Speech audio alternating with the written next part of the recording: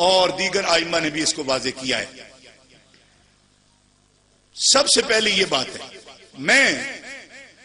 پچھلے 1.5 سال سے تقریباً اس پر کبیدہ خاطر ہوں۔ بات اس لیے نہیں کہتا کہ اگر کوئی طلب کرے پوچھے تو کرتے ہیں، آج بھی اگر طلب نہ کیا جاتا تو نہ آتا، طلب کیا گیا ہوں تو آ گیا، اور بصد آداب عرض کرتا ہوں، جھگڑے کے لیے نہیں کہہ رہا۔ کیوں کہ یہ بات جب میں پبلک کے سامنے ان کے پیچھے پشت پیچھے کہتا ہوں کہ یہ غلط ہے، تو سامنے بھی کہنا اپنا فرض سمجھتا ہوں کہ یہ غلط ہے، کہ جب ہم وہاں جا کر وہابیہ کے پیچھے نماز پڑھنا جائز نہیں سمجھتے، ہمارے اکابر جیل میں گئے ہیں ان کی اقتداء نہیں کی ہے، تو ہم یہاں سے دکھا کر اور تواتر کے ساتھ دکھا کر کیا مطلب لیتے ہیں؟ اگر کسی کا مقصد یہ ہے کہ ہم سرکار کا روزہ دکھاتے تو دکھائیں، اذان دکھاتے تو کسی سنی سے پڑھوا لیں، وہاں اس کی آواز میں ریکارڈ کر لیں۔ جماعت دکھانی ہے تو جو ہمارے سنی کونوں خدروں میں جماعت کراتے ہیں وہ جماعت دکھائیں اور اپنی مظلومیت بتائیں کہ یہاں 13 صدیاں جب 4 مسلح تھے تو آج کیوں ڈکٹیٹرشپ کے تحت وہابیوں کو امام بنا دیا گیا ہے۔ یہ بات وہ ہے جو ہمارے لیے لمحہ فکریہ ہے، ہمیں اس پر غور کرنا چاہیے۔ پیر صاحب نے کرم فرمایا اور مجھے انہوں نے طلب کیا، مجھے میری بات سنی انہوں نے، اور سننے کے لیے فرمایا کہ تم آ جاؤ، جو بات کرنی ہو وہاں کر۔ پیر صاحب میں اور دوسرے لوگوں میں یہ امتیاز میں مانتا ہوں، لیکن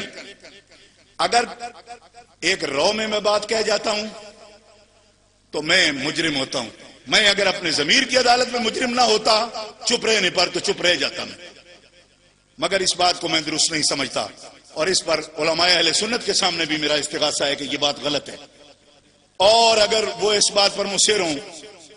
تو میں ان کے ساتھ بیٹھ کر دوستانہ ماحول میں بات کرنے کے لیے تیار ہوں، مگر یہ بات بالکل غلط ہے۔ نجدیہ کی نہ جماعت کو ہم جماعت مانتے ہیں، نہ ان کی اذان کو ہم اذان مانتے ہیں۔ جو لوگ سیدہ خاتون جنت کی قبر انور کو ملیا میٹ کر دیں، حضرت عثمان کی قبر کو، حضرت سیدہ آمنہ کی قبر کو، علماء اہل سنت کا قتل عام کریں، ایک ایک آثار شریفہ کو مٹا کے رکھ دیں، اور جن کی کتابوں میں لکھا ہے کہ شیخ احمد بداوی اور شیخ عبد القادر جیلانی دائرہ اسلام سے خارج ہیں، آج بھی فتح المجید اٹھا کے دیکھو کتاب التوحید کی شرح، اس کے اندر یہ موجود ہے کہ یہ سب عرس، یہ میلے، یہ ٹھیلے، یہ سب شرک ہے، اور جو کرنے والے ہیں سب مشرک ہیں۔ میرے پاس یہ کتاب موجود ہے۔ تو پھر یہ کیا ہماری پالیسی ہے؟ ہم اس پر کھلے عام تنقید کرتے ہیں، کوئی اس کی تعریف کرتا ہے تو کرے، ان کو حق ہے۔ کیوں کہ ہمارے پاس تو یہی قوت ہے کہ ہم فقیر آدمی ہیں، جس سے متفق نہیں ہیں تو الگ ہو جاتے ہیں، ہم فورس نہیں کر سکتے، لیکن مسئلہ بیان کرنے سے رک بھی نہیں سکتے۔ دوسری بات، پیر صاحب قبلہ کے حوالے سے انٹرنیٹ پر ایسا مواد موجود ہے جس میں پیر صاحب یہ کہتے ہیں کہ ماں سوائے مرزائیہ کے شیعہ، اہل حدیث اور دیوبندی، ان میں عشق رسول ہو سکتا ہے اور مرزائی میں نہیں ہو سکتا کیونکہ وہ کافر ہے۔ یہ پورا مکمل کلام ہے جو انٹرنیٹ پر موجود ہے اور میرے سامنے موجود ہے۔ میری 10 بستہ یہ گزارش ہے کہ پیر صاحب قبلہ کو، ان کے یہ تمام ساتھی، ابھی مولانا نواز صاحب کو میری بات بری لگی ہوگی، مولانا میرے بھائیوں کی طرح ہیں، مولانا نصیر اللہ بھی ہیں، آپ کے اگر علم میں ہے تو پیر صاحب کو آپ نے کیا آگاہ کیا ہے اس بات سے؟ اور اس کے جو مطالب ہیں وہ کبھی بتائیں کہ صرف جو بات سچی کرنے والا بندہ ہو اس کو تنقید ہی کی جا سکتی ہے، کبھی مثبت بات نہیں کی جا سکتی۔ پیر صاحب کیا اس بات پر مصر ہیں کہ شیعہ مسلمان ہیں؟ پیر صاحب کیا اس بات پر مصر ہیں کہ اہل حدیث مسلمان ہیں؟ پیر صاحب کیا اس بات پر مصر ہیں کہ دیوبندی مسلمان ہیں؟ دیوبند اگر مسلمان ہو تو پھر بریلی مسلمان نہیں ہے، اس لیے کہ علماء بریلی کے 500 علماء کا یہ فتویٰ ہے، 500 علماء کا سوارم الہندیہ اٹھا کے دیکھو کہ رشید احمد گنگوئی، قاسم نانوتوی، خلیل احمد امبیٹھوی اور اشرف علی تھانوی، یہ چاروں کافر ہیں کیونکہ انہوں نے رسول اللہ صلی اللہ تعالی وسلم کے خیال پاک، علم پاک کی توہین کی ہے۔ شیطان کے علم کو بھی حضور کے علم سے زیادہ کہا ہے، براہین قاطعہ کے اندر لکھا ہوا ہے، اور چوپائے کے علم کے برابر انہوں نے کہا ہے علم کو۔ اس پر 35 علماء حرمین اور 400 علماء ہندوستان نے ان کا پر فتوی کفر جاری کیا اور یہ کہا کہ جو ان کی عبارتوں سے آگاہ ہو کر ان کا متبع ہو، ان کا نام استعمال کرتا ہو، ان کی عبارتوں سے مطلع ہو اور پھر اس کی تائید کرتا ہو، وہ شخص بھی دائرہ اسلام سے خارج ہے۔ تو میں پیر صاحب کے جو بھی مشیر ہیں، بے خواہ ہیں، مرید ہیں، صاحب علم ہیں، مفتی عبدالرسول صاحب قبلہ ہیں، اب ہمیں کس قسم کی باتیں سننی پڑتی ہے کہ آپ کو ہی علم ہے اور کوئی عالم نہیں رہا، آپ نے ٹھیکہ لیا ہوا ہے۔ ٹھیکہ لینا مشکل بڑا ہے، بڑا مشکل ہے۔ نہیں لیا ہوا یا لیا ہوا ہے اس کا ثبوت دینے کی ہمیں ضرورت نہیں ہے، لیکن یہ مشکل کام ہے اور میں جان کی قیمت پر اس کو ادا کرتا ہوں اور ہر جگہ کر رہا ہوں، اور آپ سے بھی عرض کر رہا ہوں کہ جس پیر کا یہ عقیدہ ہو کہ دیوبندی جو ہیں وہ عاشق ہو سکتے ہیں، دیوبند ایک مسلک کا نام ہے۔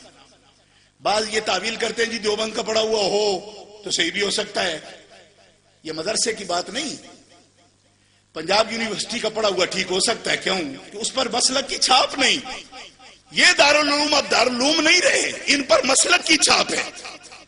اور اگر کوئی صحیح ہے تو وہ اپنی وضاحت خود کرے، ہم کس لیے کنسیشن دیں انہیں کہ وضاحت کر کے ہم کہیں کہ دیوبندی بھی عاشق ہوتے ہیں، اہل حدیث بھی عاشق ہوتے ہیں۔ ہمیں اہل السنہ عزیز ہے، اور اہل السنہ جن کو عزیز ہو وہ ضرور اس بات کا چیک کرتے رہیں کہ کون آدمی اس دائرے کے اندر بات کرتا ہے اور کون اس سے باہر جاتا ہے، اور جس کو یہ شوق ہو کہ باہر جانا چاہے تو وہ لمبی تیاری کر کے پہلے اس بات کو اہل سنت کا مسلک ثابت کرے تو اس کے بعد بات کرنا شروع کرے۔ میں پھر دعا کرتا ہوں، کیونکہ یہ کام بھی بڑا محنت کا کام ہے جو آج ہوا ہے۔ بات میں کر رہا ہوں، بات سنی جا رہی ہے، میں اس بات پر پیر صاحب کی عظمت کو سلام پیش کرتا ہوں کہ انہوں نے ہمیں بات کرنے کا موقع دیا، مجھے کہا بات کر لو، اتنی بات بھی نہیں لوگ سن سکتے۔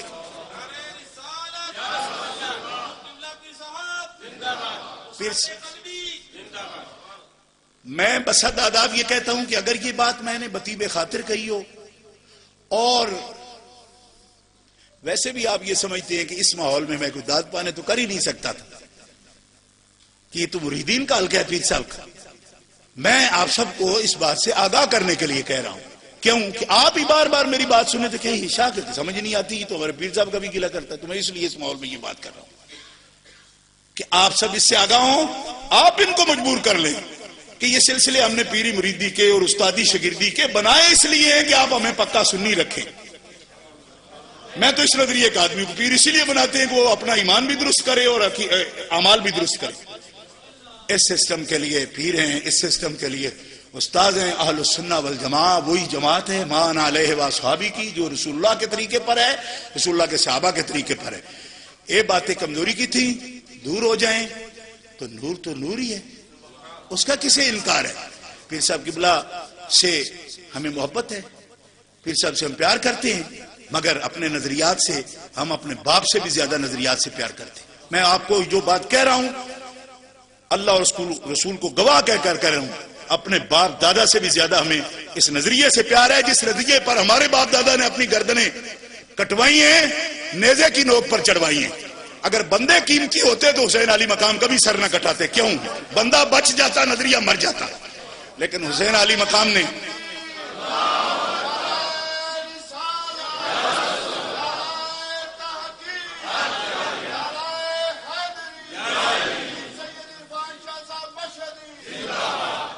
بس یہ میرا پیغام ہے، اور میں توقع رکھتا ہوں میرے سب دوست کہ زہر بھی کار تریاقی کا کرتا ہے نا، وہ شیروں میں اگر آ جائے تو اس پر غور بھی فرمائیں، اہل سنت و جماعت کی طرف اپنا راستہ درست کریں، اور جو اس طرح کی کمی اس کو دور کریں، اور کبھی بھی چینل پر ایسے کوئی عشق کا مطالبہ نہ کریں گے نجدی سے نعت سننے کا شوق ہمیں چڑھا ہے، اس قسم کی بات کی ضرورت نہیں ہے۔ سنی کیا مر گئے ہیں؟ سنی مائیں ایسے بچے نہیں پیدا کرتی کہ جو حضور کی نعتیں پڑھ سکیں، تو ہمیں اسی طرح کے ماحول میں بڑھنا ہے آگے، اہل سنت و جماعت کے طریقے پر رہتے ہوئے۔ میں ایک بار پھر نور ٹی وی کی 3ری سالگرہ پر مبارکباد پیش کرتا ہوں اور پیر صاحب کی عظمت کو سلام پیش کرتا ہوں۔